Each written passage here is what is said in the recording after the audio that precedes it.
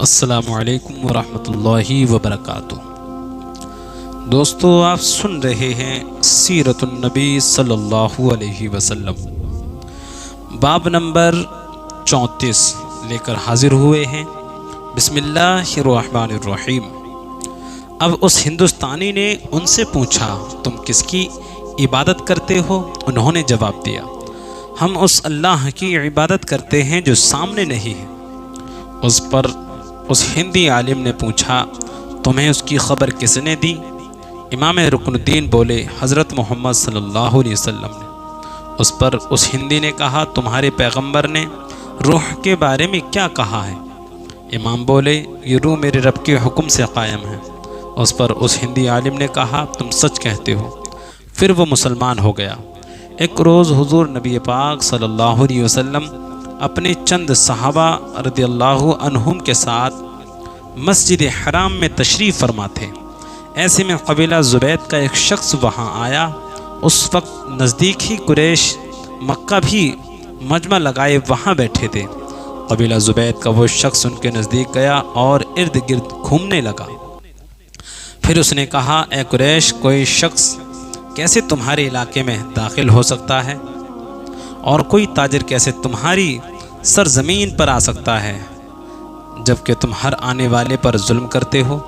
یہ کہتے ہوئے جب وہ اس جگہ پہنچا جہاں آپ صلی اللہ علیہ وسلم تشریف فرما تھے تو آپ نے اس سے فرمایا، تم پر کس نے ظلم کیا؟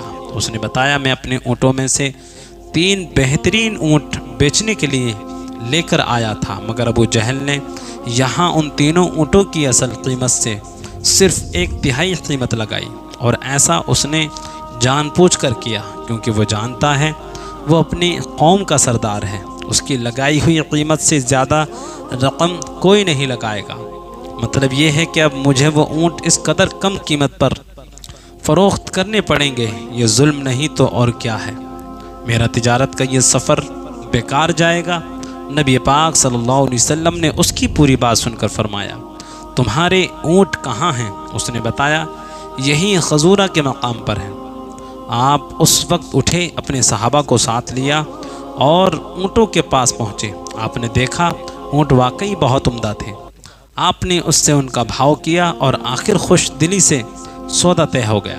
آپ نے وہ اونٹ اس سے خرید لیے۔ پھر آپ نے ان میں سے 2 زیادہ عمدہ فروخت کر دیے اور ان کی قیمت بیوہ عورتوں میں تقسیم فرما دی۔ وہیں بازار میں ابو جہل بیٹھا تھا۔ اس نے یہ سودا ہوتے دیکھا لیکن ایک لفظ بول نہ سکا۔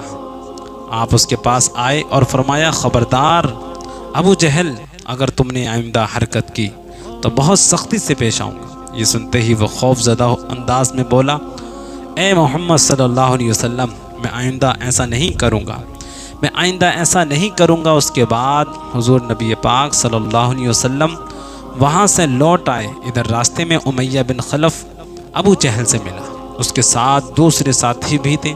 ان لوگوں نے ابو جہل سے پوچھا، تم تو محمد کے ہاتھوں بہت رسوا ہو کر آ رہے ہو، ایسا معلوم ہوتا ہے یا تو تم اس کی پیروی کرنا چاہتے ہو یا تم ان سے خوف زدہ ہو گئے ہو۔ اس پر ابو جہل نے کہا، میں ہرگز محمد کی پیروی نہیں کر سکتا۔ میری جو کمزوری تم نے دیکھی ہے اس کی وجہ یہ ہے کہ جب میں محمد عربی صلی اللہ علیہ وسلم کو دیکھا تو ان کے دائیں بائیں بہت سارے آدمی نظر آئے۔ ان کے ہاتھوں میں نیزے اور بھالے تھے اور وہ ان کو میری طرف لہرا رہے تھے۔ اگر میں اس وقت ان کی بات نہ مانتا تو وہ سب لوگ مجھ پر ٹوٹ پڑتے۔ ابو جہل ایک یتیم کا سرپرست بنا، پھر اس کا سارا مال غصب کر کے اسے نکال باہر کیا۔ وہ یتیم حضور اکرم صلی اللہ علیہ وسلم کے پاس ابو جہل کے خلاف فریاد لے کر آیا۔ حضور علیہ السلام اس یتیم کو لیے ابو جہل کے پاس پہنچے۔ آپ نے اس سے فرمایا، اس یتیم کا مال واپس کر دو۔ ابو جہل نے فوراً مال اس لڑکے کے حوالے کر دیا۔ مشرکین کو یہ بات معلوم ہوئی تو بہت حیران ہوئے۔ انہوں نے ابو جہل سے کہا، کیا بات ہے، تم اس قدر بزدل کب سے ہو گئے کہ فوراً ہی مال اس لڑکے کے حوالے کر دیا؟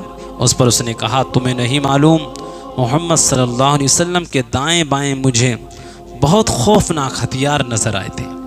ان میں سے ڈر گیا اگر میں اس یتیم کا مال نہ لوٹاتا تو وہ ان ہتھیاروں سے مجھے مار ڈالتے۔ قبیلہ خشم کی ایک شاخ عراشہ تھی، اس کے ایک شخص سے ابو جہل نے کچھ اونٹ خریدے، لیکن قیمت جو ہے ادا نہ کی۔ اس نے قریش کے لوگوں سے فریاد کی۔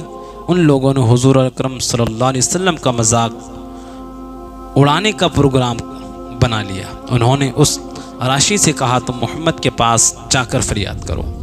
ایسا انہوں نے اس لیے کہا تھا کہ ان کا خیال تھا کہ حضور اکرم صلی اللہ علیہ وسلم ابو جہل کا کچھ نہیں بگاڑ سکتے۔